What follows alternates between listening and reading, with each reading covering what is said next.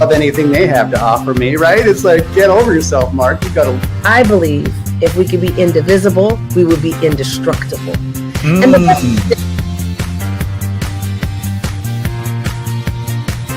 Hi, after this, I don't mean to ask you to put you on the spot to say, tell us what's going to happen in the future, but tell us what's going to happen in the future. Good.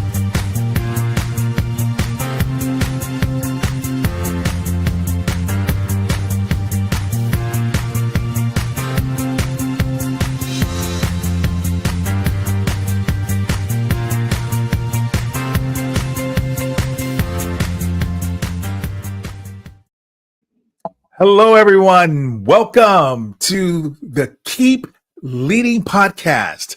This is another live broadcast where I, Eddie Turner, the Leadership Accelerator, is here to help introduce you to leadership development and insight through this Keep Leading program. I work with emerging and experienced leaders who want to have an exponential impact on the people, processes, and profits at the places that they have purview. And I do that through executive coaching, facilitation, and professional speaking.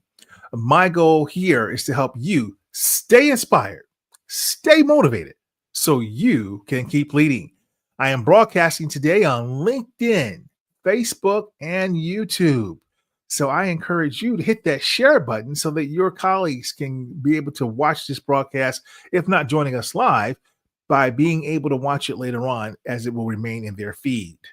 This will also be a normal podcast that you can download wherever you download your podcast.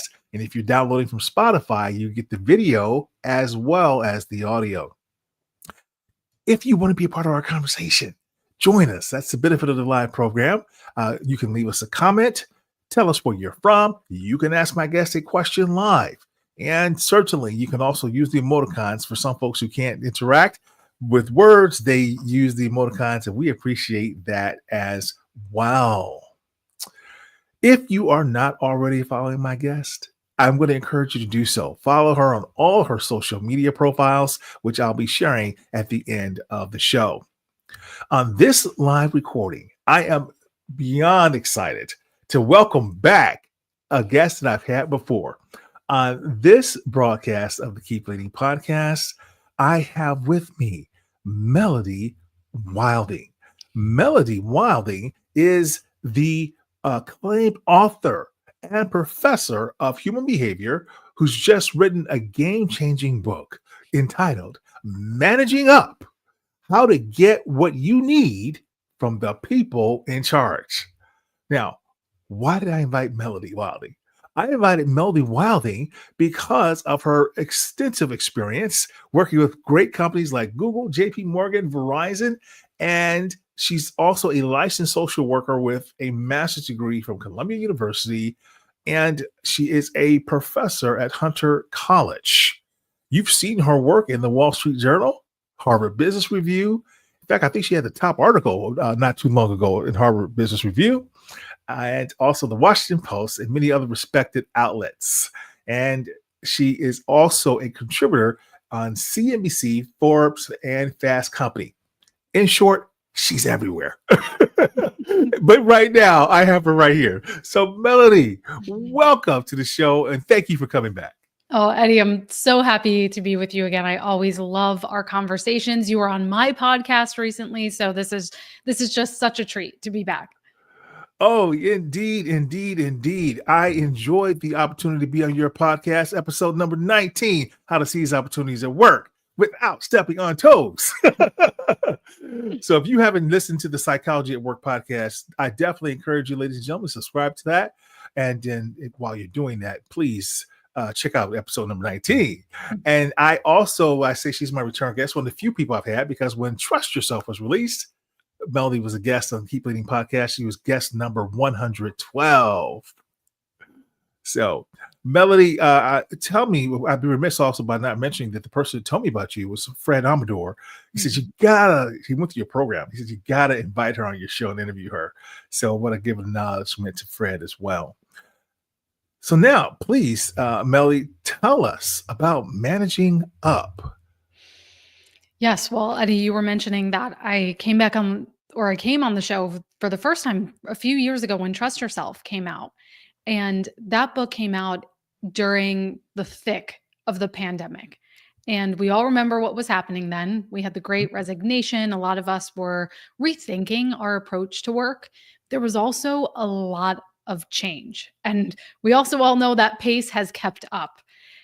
I have clients who have gone through 3, 4 reorgs in just a year or two, and they're shifting priorities every single day. And so I was noticing people felt like they were at the whim of everything that was happening around them. They were just being jerked around by all of these changes, the different personalities.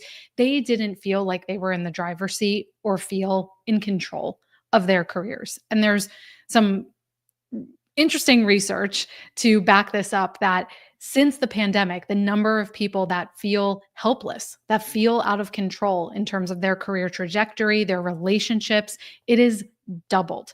And so Mm. that's a huge impetus for this book is I believe you can have, or you can operate rather, from a position of personal power at work, even when you don't have positional power. And that's what managing up is all about, is helping you get the recognition, the respect, the compensation that you deserve. Very interesting, and I love this phrase "positional power," and you address this a lot in your book. This book, I want to dig into that a little bit, but before I do, I must say that for those who are watching this, others will hear it in the audio version. If you're watching this, you'll see I have the book on the screen, "Managing Up: How to Get What You Need from the People in Charge." If you were to go to Amazon and try to buy this book right now, there's something interesting you'd find. In your cart, it would say, "Hey, you might also want to get Trust Yourself," her first book, but this book and Melody's work is so powerful and impactful that the other book it recommends is being recommended right next to Mel Robbins. How about that, Melody Wilding? That's Well, how amazing your book is.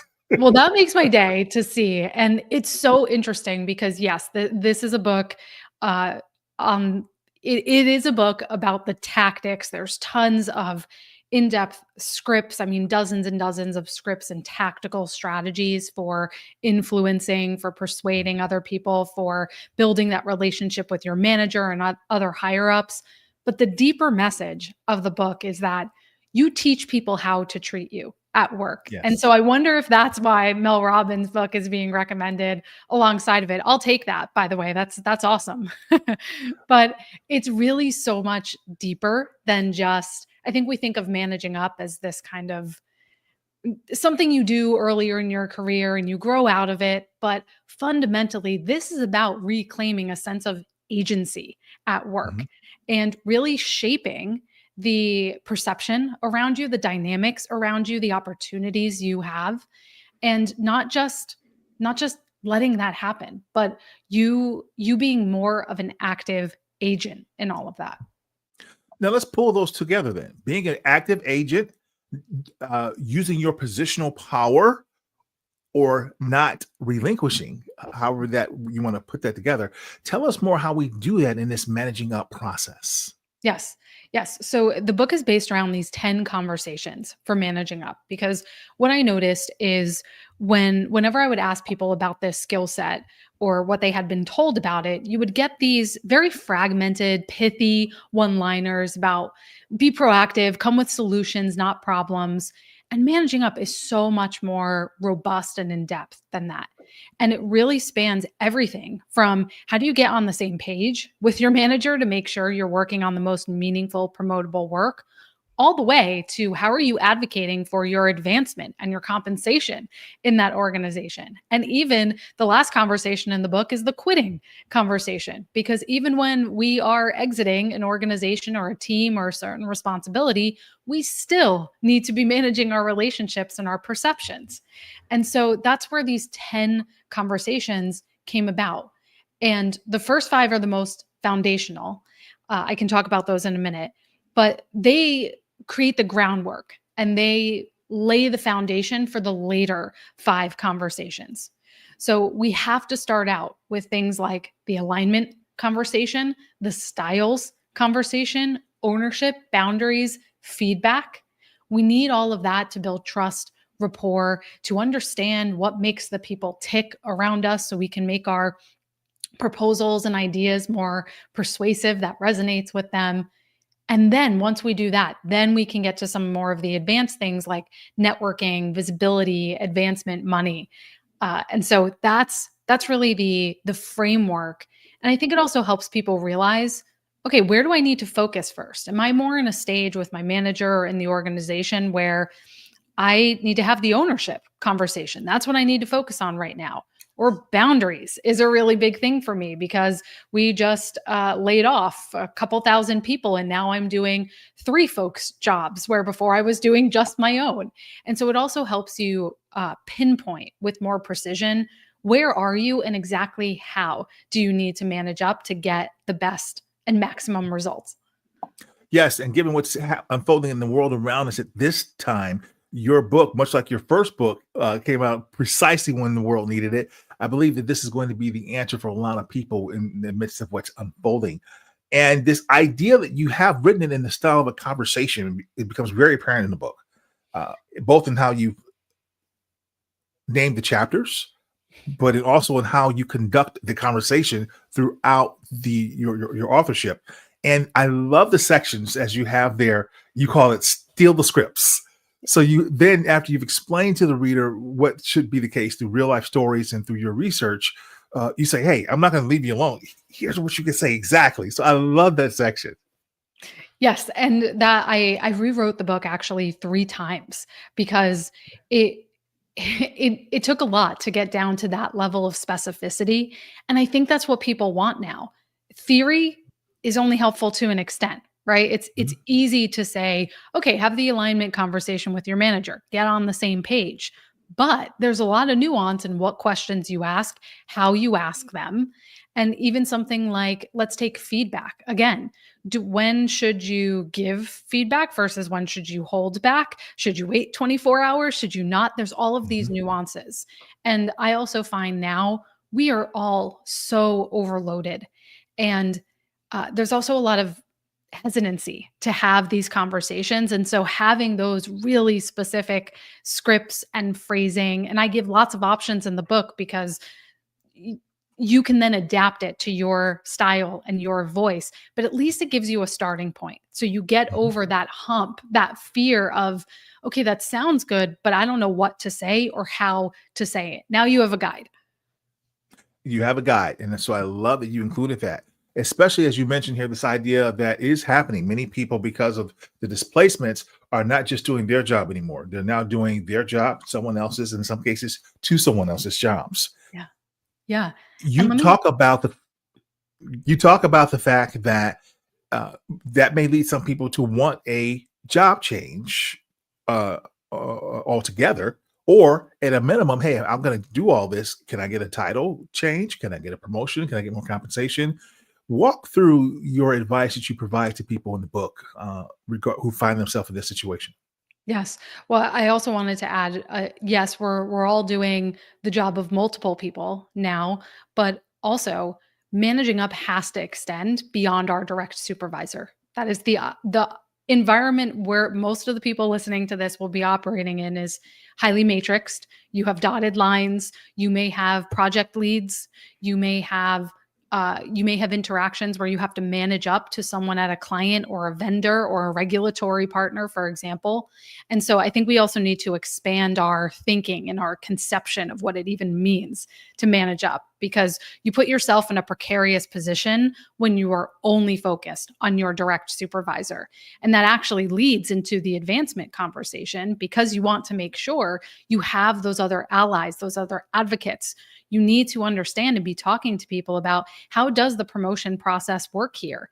Or when you were able to get a stretch assignment, how did you pitch that? Who did you have to talk to? Who had to be on board? You have to understand the political landscape and do a bit of that research before you just come out and say, I want this thing. You have to know the details of where you're operating. So that's one thing. And then, second, actually, this is how the conversations start to interweave, and we can loop back to these.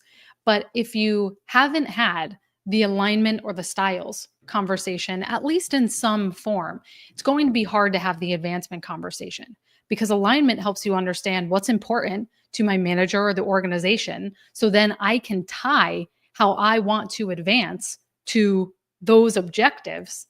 And then also the styles conversation helps you then frame it in terms of wording and terminology in a way that will resonate with them more. So we can loop back to that.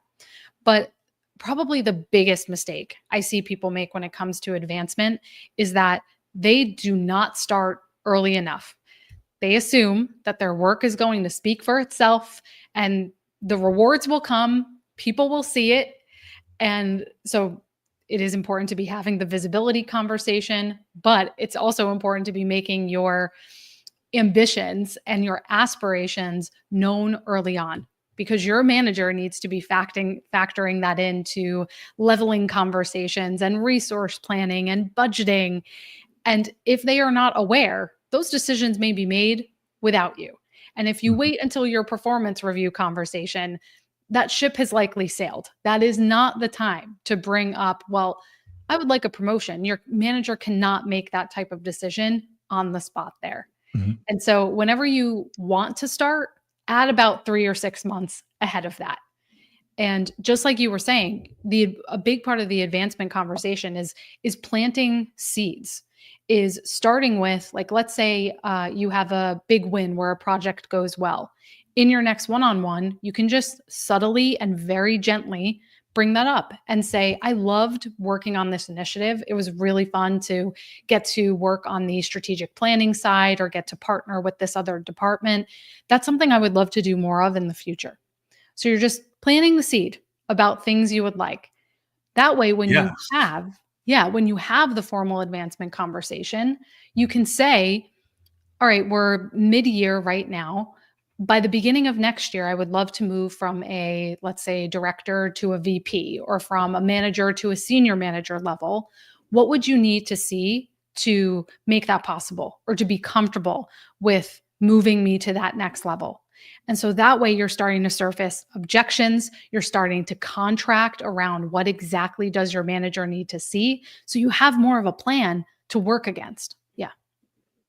Beautiful. Thank you for that strategy. That'll be helpful to many people, no doubt. And you highlighted the idea that managing up doesn't just involve your direct manager, but also skip level. We have to take those relationships into consideration. When you're talking about this managing up and involving people outside of your layer of management, you're talking about promotional conversations, or even conversations of navigating other departments in your existing organization. Sometimes the fear people have is, wow, I don't want to make my direct manager upset, but I need advice from other managers. Mhm. Or I don't want them to think I'm disloyal, but I would like to explore other opportunities in the organization. Do I tell this manager first, then go ask these others, or should I go directly to the others? What have you seen? Well, there's going to be nuance here depending on the culture that you're in. I have plenty of folks that I work with where that sort of cross-pollination or talking to other leaders is encouraged and is institutionalized into the culture. So it depends, but I hear that type of hesitation all of the time. And actually, in the first chapter on alignment, I talk about skip level conversations in particular, where you are talking to your manager's manager. And how do you do that without making Mhm. your direct manager feel excluded out of the process? So in most cases, I will say you want to give your direct manager a heads up, but you want to frame it in how you speaking to their boss is a win-win. And so you may say, like, I'm interested in getting a broader understanding of what we're working on right now and some of the things that are being discussed at the leadership level. Would you be open to me grabbing 20 minutes with your boss to talk about this? Or you can start smaller. You can say, do you think your leader would be open to joining one of our one-on-ones or even one of our team meetings? So it feels less threatening that you're meeting with this person one-on-one without your manager being there. That can be sort of a softer sell, a gentler way that still gives you exposure to that person, the ability for them to know your name, for you to ask them questions, but it's a little less threatening. All right. Thank you for that. Well, I am talking to the amazing Melody Wilding. She's the author of Managing Up and trust yourself. And before I take this pause, I want to acknowledge that Fred Amador actually did join, and he is also sending you an emoticon. I don't think you see it on your side, but want to let you know that. So thank you, Fred, for being a part of our session today.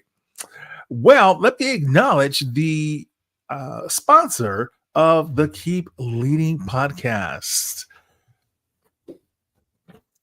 If a single employee's indecision can cost an organization $10,000 to $1 million, imagine the potential financial impact when more individuals are added to this indecision equation. It can spiral out of control quickly. The solution? Decision X. It's a bespoke on-demand service designed to help your leaders overcome indecision and move forward with their work. Visit Papillon MDC and discover how you can help your team get unstuck, shift perspective, and advance today. That's Papillon MDC, my friends in Canada. And then also a reminder that the Keep Leading podcast is part of the C-Suite Radio Network. Together, we're turning up the volume on business. So visit csuite.com or wherever you download your podcast to be able to listen to this and other business-related podcasts. I'm enjoying my conversation with Melody Wilding, the author of Managing Up. So, Melody, one of the things that you talk about in your book that I really thought was important is you highlighted toward the end there this idea about the visibility conversation and the idea that your good work doesn't just speak for itself, which too many people think is the case, or they're just afraid of coming across as being a person who's bragging. I don't want to be a self-promoter. Talk about the advice that you give people in the book when it comes to the importance of self-promotion. Yeah. This is a controversial one because a lot of people I work with will say, like I said before, I want my work to speak for itself. I'm introverted. I want to be more behind the scenes. But here's the thing. I want to challenge you to rethink self-promotion less as selfishly bragging. That's not what you're doing here. Instead, you are just giving fact-based reporting about what you and your team are accomplishing. And that is actually a duty that you have in your role because the people above you, even across from you, they need to understand what's happening at your level, the milestones that you're getting, the skills you and your team have in order to make the most informed decision. So when you don't speak up about those things, you're actually withholding information that they need. So that's the first thing. And then the second is that so much of good self-promotion or being visible, it comes down to stronger storytelling. And there's so many simple frameworks for that. I mentioned a couple in the book. One of them, my favorite, again, very simple, but it helps you conceptualize and be more organized and concise when you are trying to be visible, is problem, action, solution. And you can do this in a way that adds value to others. Like, let's say you speak up in a meeting and you share an anecdote about how your team redid some process.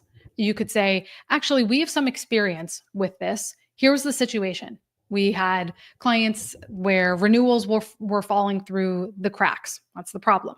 Then you describe what was the action that you took. Mm-hmm. And so we named a point person who rejiggered X, Y, and Z. And then the solution, what was the result of that? And so you are subtly self-promoting. You're also promoting your team. We'll get to that. But you're also giving value to other people through kind of this teachable moment. So again, it becomes this win-win opportunity. What's the danger if I don't do that, Melody? The danger if you don't do that, you will be overlooked. Everyone is so busy right now. I think one of the stats I came across in the book was that the average person gets 120 new emails a day.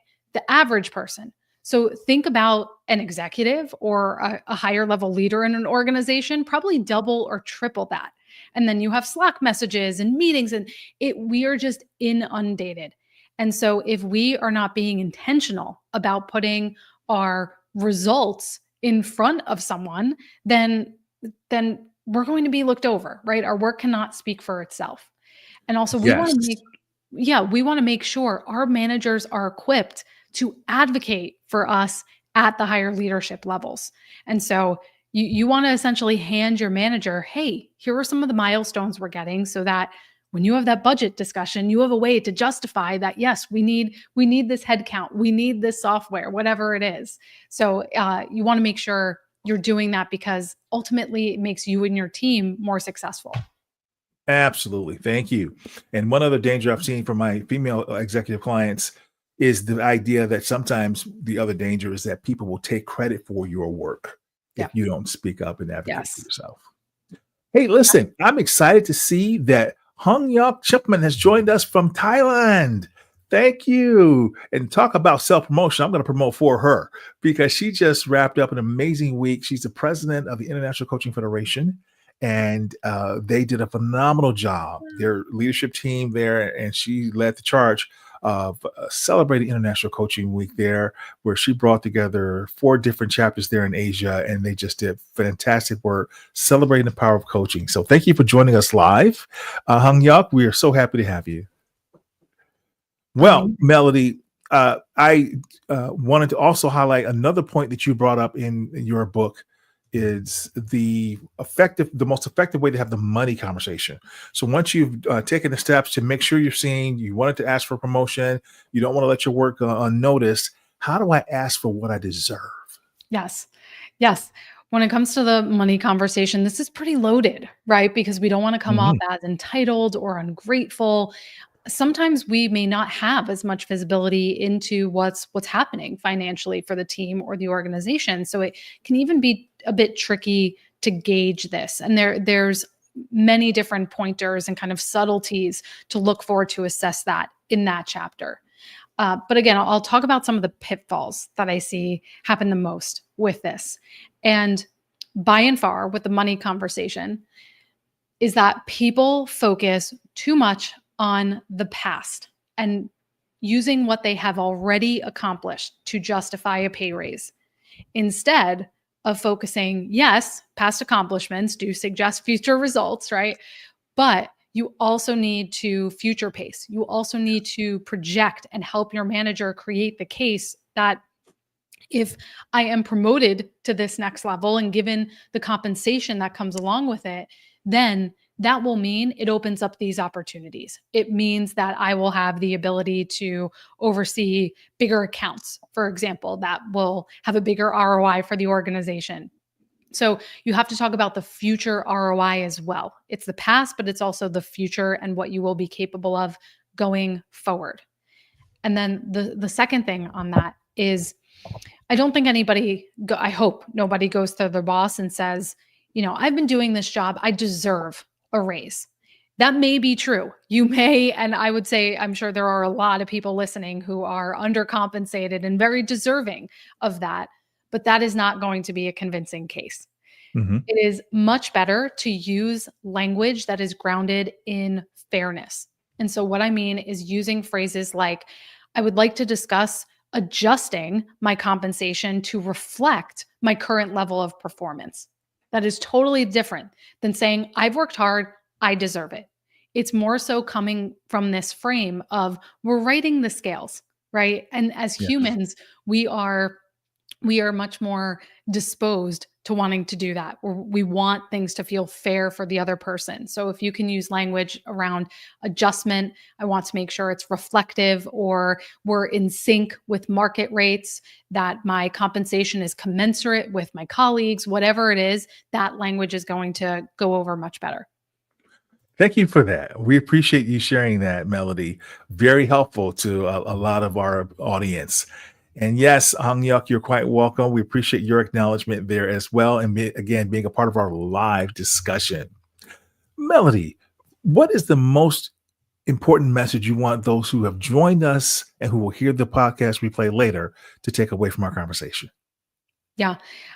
2 things I mentioned earlier, that idea of you have more power than you think. You can have and operate from a position of personal power, even when you don't have positional power. And you teach people how to treat you. If you are advocating for yourself, if you stand behind your ideas diplomatically and tactfully, then other people respond to that and they see you as leadership material. And that was something you talked a lot about on when you came on my show on the episode of the podcast. And I just think that is such a powerful message for people to realize that we can shape the dynamics around us and how people perceive us. Excellent. And what is the favorite piece of leadership advice you've received, or your favorite quote that you use that helps you to keep leading? Oh, let's see. Um, what is the phrase that never be the smartest person in the room? I had a manager say that to me earlier on in my career, and that has stuck with me ever since. So I try to make sure I am constantly surrounding myself with people that are wiser, smarter, more experienced than I am, and just soaking in that wisdom. Fantastic. Thank you for sharing. Ladies and gentlemen, I'm going to encourage you to visit melodywilding.com, connect with her on social media, get your copy of Managing Up, and trust yourself. Melody, thank you so much again for being a guest on the Keep Leading podcast. It was my pleasure. Thank you so much, Eddie. And thank you for joining. That concludes this episode of the Keep Leading podcast, everyone, where we learned today about the power and how to manage up from Melody Wilding. I'm Eddie Turner, the Leadership Accelerator, reminding you that leadership is not about our position or our title. Leadership is an action. Leadership is an activity. It's not the case of once a leader, always a leader. It's not a garment that we put on and take off. We must be a leader at our core and allow it to emanate in all we do. So whatever you're doing, always keep leading.